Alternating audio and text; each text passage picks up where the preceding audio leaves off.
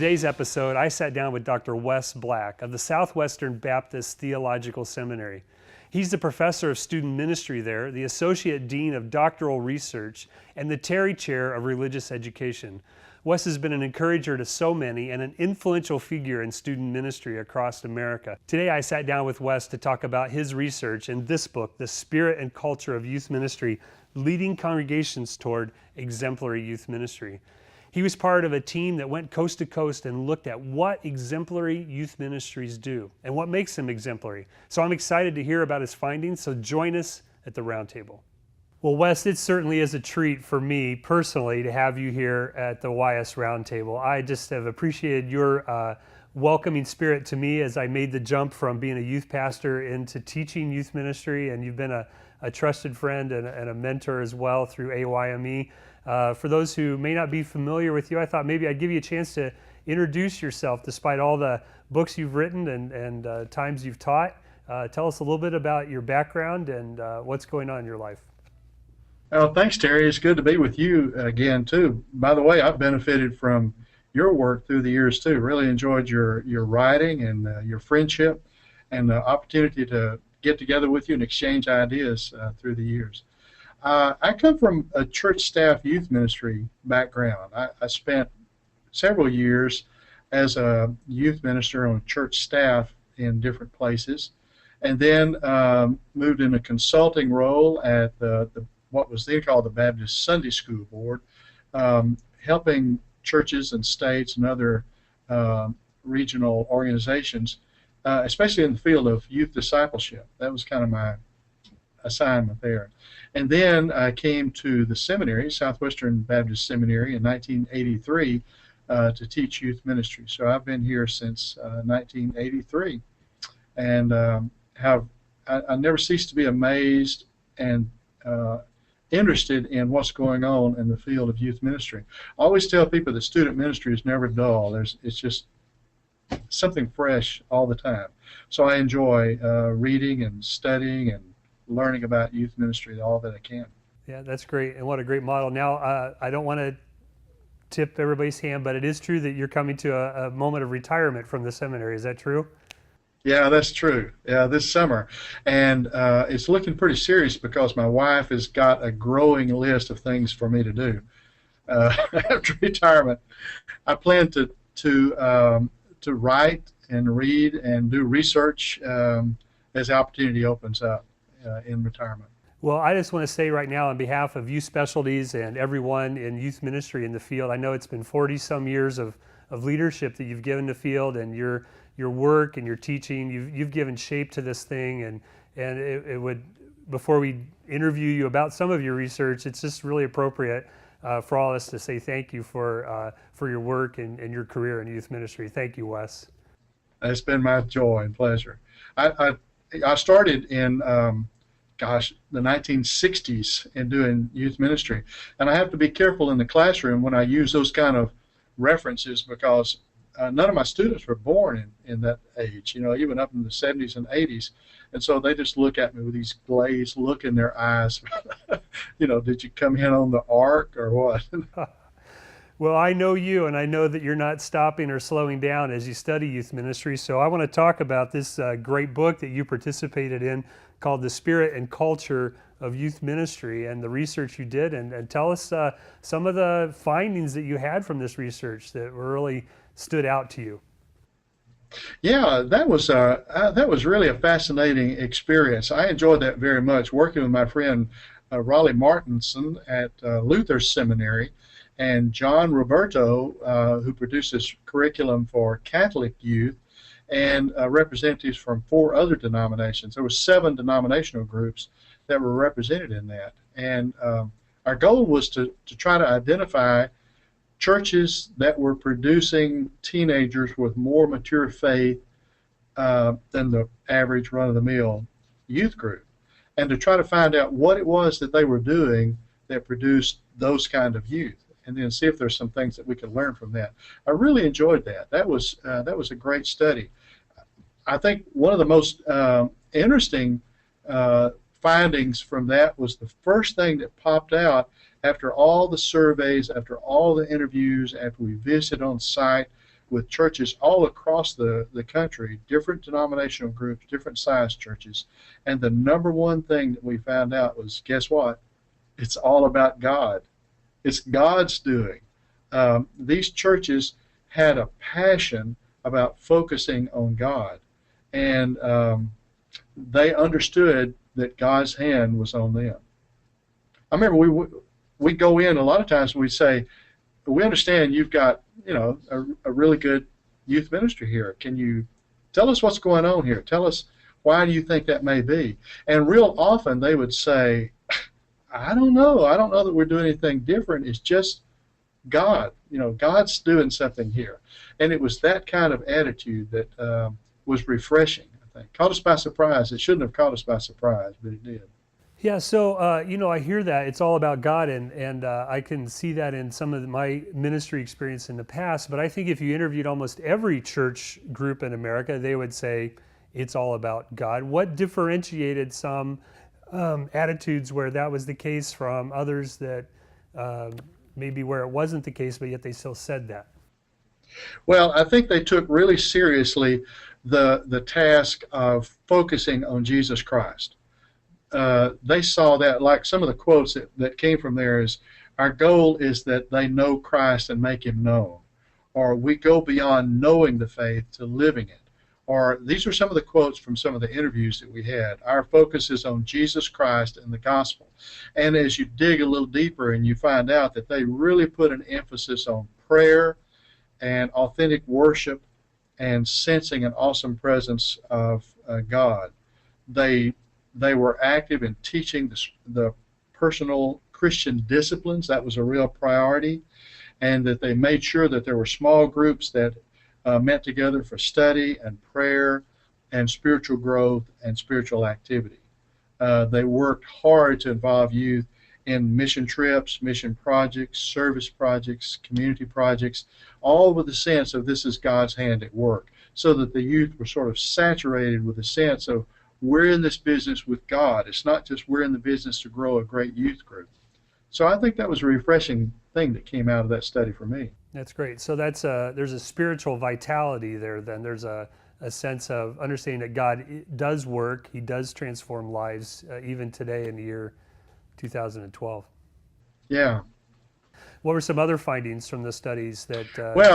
One of the things I was curious about when I first launched into the study, I had a lot of my friends, and they were saying, "What is it that you're doing?" And so we're trying to find out what the churches or groups that are doing the best in youth ministry.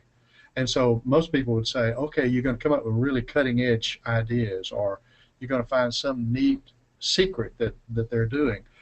One of the things that was on my mind was, is it possible to have a growing, thriving youth ministry, but the church or the pastor is not very interested or not very supportive of that? Is it possible to do that? Because I would see really dynamic youth groups in a church that looked pretty dead, or a pastor that didn't seem to care much about youth. And so I was curious to see if that was a thing that was possible, or I guess what's the role of the pastor and the church? And coming out of the study was that yes, you can have a growing, thriving youth ministry with a pastor who's disengaged or a church that doesn't really care for the short term, but over the long term, it's dead in the water. That it really does take a pastor and a congregation that senses this is our youth ministry, and that they're there to support and encourage and to back the youth ministry, and they see it as theirs. And so I think that's another key ingredient also. Yeah, and that puts a lot of responsibility back on us as youth workers to make sure we're building trust and building connections to the congregation and to the pastoral staff. Yeah, and I think the youth pastor or the youth minister has to see themselves as an advocate, sort of standing in the center, and they've got to build bridges between the youth group and the congregation, and between the congregation and pastor toward the youth group. And in the end, I think it will be worth it. Sometimes it means that the youth leader has to feed the pastor some of the good things that are going on in the youth group. I remember one time in a, a report session after youth camp, and it was one of these kind of things where people were parents and leaders and the church members were sitting around, and the youth were telling about everything they did at youth camp. And there was one story after another about the food fights that they had and how bad the food was, and grabbing kids and giving them swirlies, sticking their head in the commode and flushing it, and all these kind of stories. And I looked over at some parents who had just paid lots of money to send 3 of their kids to youth camp, and they just rolled their eyes when they heard that. And I started thinking, I wonder if next year, if these parents are going to see that youth camp as something that's important. And I knew that at youth camp, there were good things that happened. There were significant changes in people's lives, but it just never did come out. And so I think the youth minister needs to feed that sort of thing to the pastor, to give him examples that he could use in a sermon, for example, sermon illustrations. It doesn't take much, but the youth have to perceive that the pastor likes them and is supportive of what the youth are doing. And that's one way that we can help. That's great, Wes. As we look forward from the exemplary youth ministry toward some action steps we all can do to maybe address these issues, you've mentioned a focus on Christian principles of Jesus Christ, of teaching spiritual disciplines, of being connected to the congregation, being an advocate for our youth group. But what are some maybe 2 or 3 things here to wrap up that you would say, these are what I really want you to hear from this exemplary study? Yeah, a couple of more things that I would emphasize. I think it really takes a dedicated team of people to be effective leaders of youth. There's just so much that you can do by yourself. But there are some youth that you will never be able to reach by yourself. They don't like you, they don't like the color of your eyes, or they don't like the way you comb your hair, if you've got any hair left. And so it really takes a dedicated team of leaders. And so part of the job of youth ministry is to work hard to enlist and equip and develop youth leaders that can minister to youth in a variety of ways.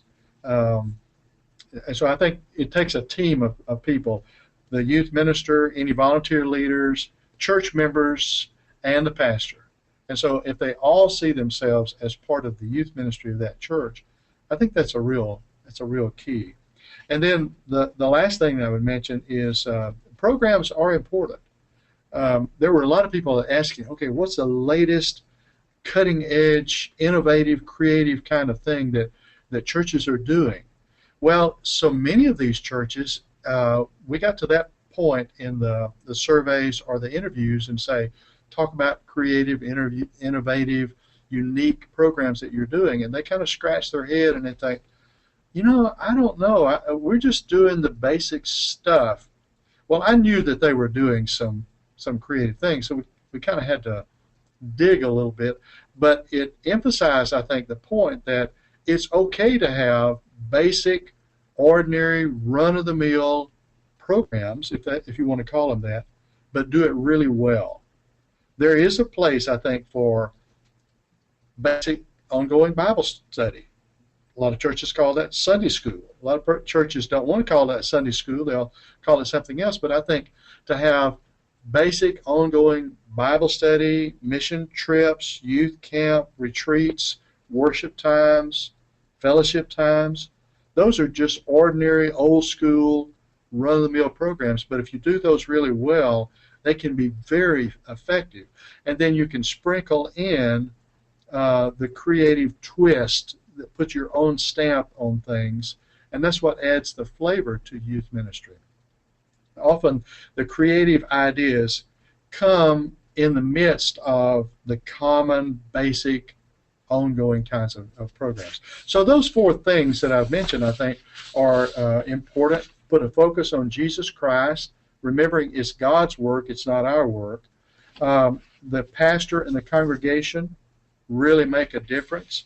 It takes dedicated volunteer leaders, including people that may not think of themselves even as leaders, bus drivers, camp nurses, people that greet people at the door, and so forth, and a mixture of basic and innovative programs. And you put all those together, and there's still something. You can't just put all that together and say, okay, we're doing that, so now we've got an effective youth ministry.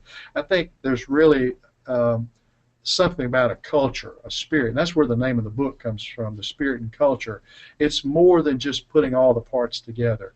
There's something synergistic about that really can create a spirit in the youth group that's bigger than what we are doing, and that's God's hand in it. That's great. Well, thanks, Wes, so much. I just think of the team thing, functioning like a team, not just having one, and you're still the hub as the main leader, but letting the team function. This was super important there. And doing programs well with quality. Sometimes it's not the actual program we do, it's the how we do it. I think that you had a good reminder for us there. Yeah. Hey, the book is Spirit and Culture of Youth Ministry. Wes, thanks so much for being a part of the YS Roundtable today, and we'll look forward to reading the book. Thanks, Terry. Good to be with you. Hey, there's so much more that Wes and I could have talked about today regarding his study and this book on exemplary youth ministry. So I encourage you to grab a copy for yourself and learn more. Hey, Wes, thanks so much for joining us, for being a beacon and a model of what it means to be encouraging and enthusiastic in youth ministry through the years. Thank you for joining us here at the Roundtable. We'll see you next time.